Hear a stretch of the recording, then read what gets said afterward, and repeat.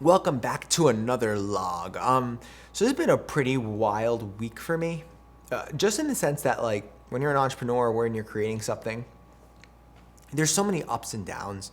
There's so many moments where you feel like I'm not sure what to do, and then all of a sudden you get this level of insight, and you're like, I know exactly what to do, and and then you look back at it like a week later, and you're like, ugh, I don't think we can do that. Like it's so cool because there's this canvas of you can create anything you want, but there's also the constraints of like finances and money and what you want to do and all these other things to sort of consider.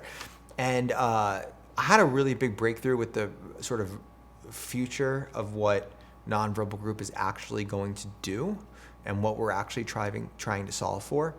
So right now, as you know, like we're building out frameworks to help people live more empowering and effective lives by teaching them how to read nonverbal behavior and teaching them how to interact in social interactions and basically understand the complexity of social interactions, which has been always interesting for me.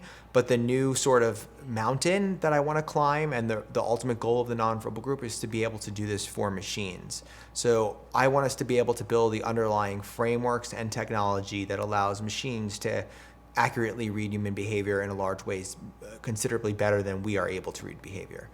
And that's a big statement. That's a big goal. I mean, technology-wise, I don't think we're anywhere close to near that. But when I say that, like the progression of some areas of whether it's machine learning or storage or just it's so quick that I think this will definitely be in my lifetime, and it's something that I want to help push forward because I think the applications are absolutely incredible. Like I could talk about the applications for an hour on this video, but there's a bunch of stages that happen between that. So for example, like right now when it comes to facial identification, from the perspective of that face is that person, it's very good. It's highly accurate. I mean, this technology is widely available in surveillance systems.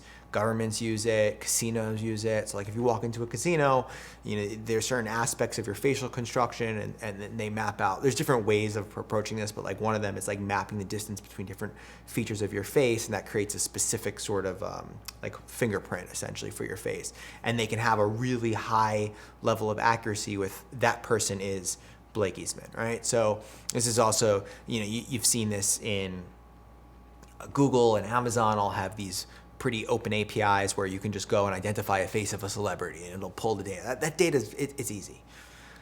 But when it comes to sort of understanding the face, the data is not the data. The approaches are fundamentally flawed in my opinion. So for example, there are like sentiment or like emotional analysis tools that map out the face. That's like, oh, Blake is experiencing happiness when he's smiling, and Blake is experiencing sadness, and like sort of looking at the core 5 emotions and how like basically action units or the facial action coding system is automated on someone's face, and that allows them to sort of understand these key emotions.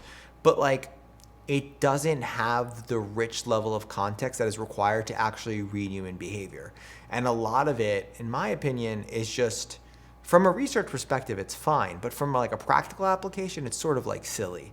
Like I have not seen any incredible use case of the ability to process the face in real time. And and sort of our goal is if it's to teach machines to read human behavior, why it's so fascinating is because human behavior and movement and communication all needs to be broken down into very, very small components.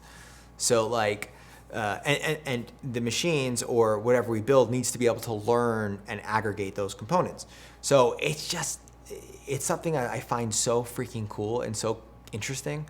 The fact that like maybe we'll have some sort of like communication API where you speak in front of a computer and like that computer can coach you way more effectively than I can. Like I really believe that those things are going to be within our reach within the next like 10 years. I think that human and robotic interaction is going to get a hell of a lot better.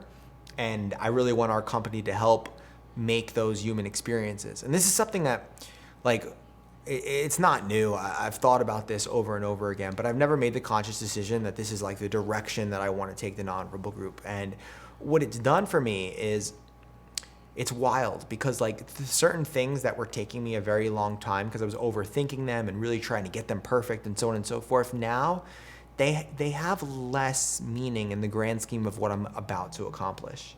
So, or what I'm striving to accomplish. So it makes it a hell of a lot easier to have like a really big North Star, because the steps to that North Star are just much easier to take because you know where you're sort of going. And I've experienced like a really good level of work and ambition and just like direction because I have a bigger North Star. So it's now like I know I need to make courses.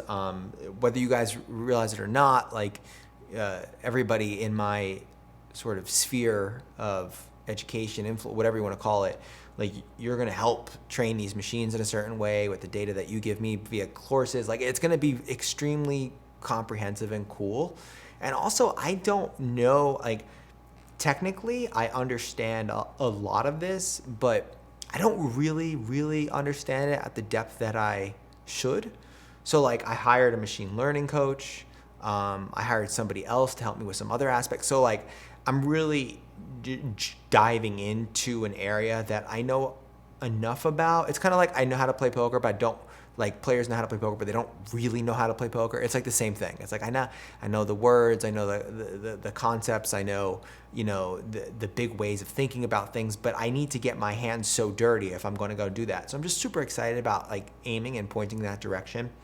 And also all along the way, I hope we'll create some pretty cool products, some pretty cool things that I'm really excited to show you, and you know, ways of assessing your interactions where, you know, maybe even 85% of the work gets done by machines and the other 15% is just review. So really cool direction. Really fortunate that I had this realization this year. And like a lot of this, I think one of the reasons of these logs, one of the reasons I'm doing them is because I feel like a lot of entrepreneurship is like, there's people that have it like sort of figured out. And there's people that don't have it figured out. And like, I want to sort of document that you never have it really figured out, that you're constantly going back and forth. You're constantly changing things. You're constantly having to either double down or completely strip out things that you thought you were going to do that now you're not going to do. And I believe that journey is just not shown that much. So that's kind of why I wanted to make these videos and do that. I think it's very, very, very powerful. But yeah, so that's the direction. A lot of things are moving a hell of a lot quicker. This channel is going to definitely change over the next couple of months. I've got a lot of cool stuff in the way, working on the social edge and finalizing that for the next 90 days. And I'm also going to be banging out some analysis of some public figures and doing some really cool stuff. So yeah, that's about it. For my random ending today, I just keep looking at my desk. I've been using this a lot. This is called an Iron 80 Go. So with my Spartan races, I'm having to work on my grip a lot, right? So this is a cool thing. Like it allows you to do pounds like 55, 79, 104, 125. So I'll do like the lower one really quick, and then I'll jump to the ones that I'm working on, like the 104, and I aim for 30. So I aim to do 30 crunches, and it gets really hard, and it's fun. It's just something that's on the desk. Sometimes in Zoom meetings, I'm like crunching away. Grip strength is, you can read about it. It's sort of like a really interesting thing. People use it as an indicator of like health, and I just want to work on my grip so I can hang on things longer during this race. So yeah, that's about it. Hope you enjoy your Friday. Any questions, let me know.